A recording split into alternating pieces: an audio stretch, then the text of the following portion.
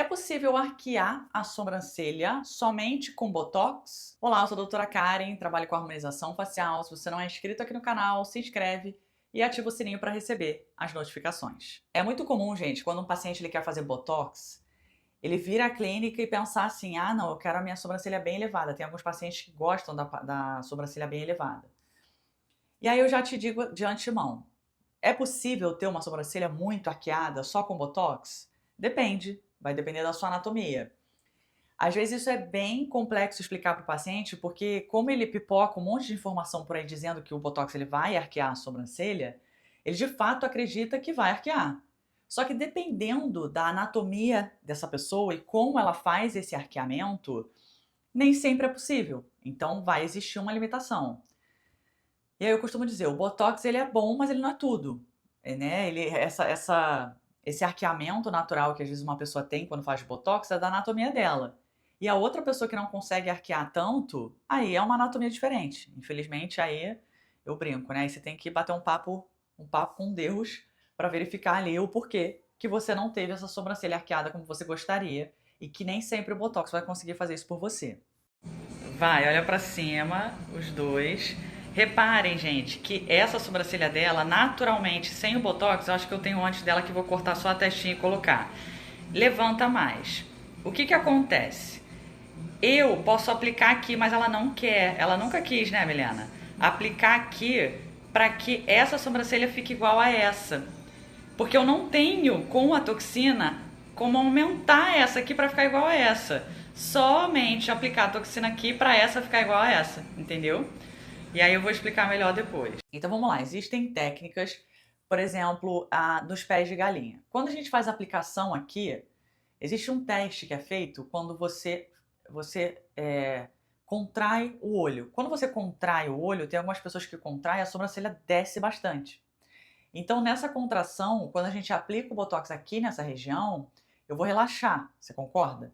A partir do momento em que eu relaxo, por essa sobrancelha descer muito, quando eu faço esse relaxamento, a sobrancelha automaticamente sobe.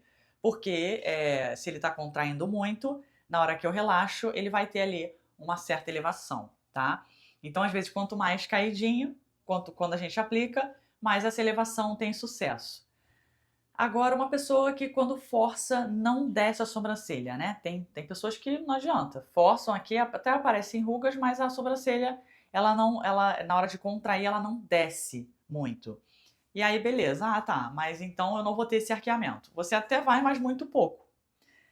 E aí existe uma outra questão em relação a essa questão, né, do terço superior e essa elevação do terço superior para que a gente fique com esse aspecto, né, mais sensual que muita mulher quer às vezes no olhar com a aplicação de botox.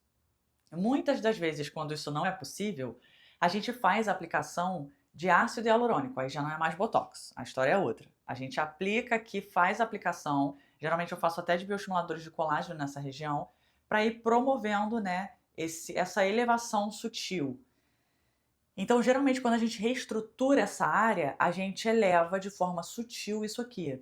Ai, mas aí eu queria muito arqueada. Aí, infelizmente, é uma limitação de cada pessoa. Então, a gente não tem como promover ali esse milagre. Agora, por exemplo, existe uma outra aplicação que é aqui. Né? Tem paciente que fala assim, aplica aqui Botox, doutora, para arquear bem a minha sobrancelha. Na verdade, como o paciente é leigo, ele não entende muito bem. Na verdade, se eu aplicar o Botox aqui, é aí que eu paralisei e ele não sobe mesmo. Então, o que eu tenho que fazer? Eu tenho que aplicar nessa região e deixar essa área livre, justamente para que você consiga deixar livre ali, não paralisado esse músculo, para que você consiga elevar essa sobrancelha. Só que o que acontece? Muitas das vezes eu sou esse tipo de paciente. Eu tenho rugas na testa que se estendem até aqui a lateral do cabelo, dessa parte do cabelo. Então, eu tenho duas escolhas. Uma, ou eu aplico e fico sem o arqueamento, para que eu não tenha ruga, porque as minhas rugas se estendem até aqui. Ou, essa é uma opção, né? Eu fico sem o movimento e também sem a ruga.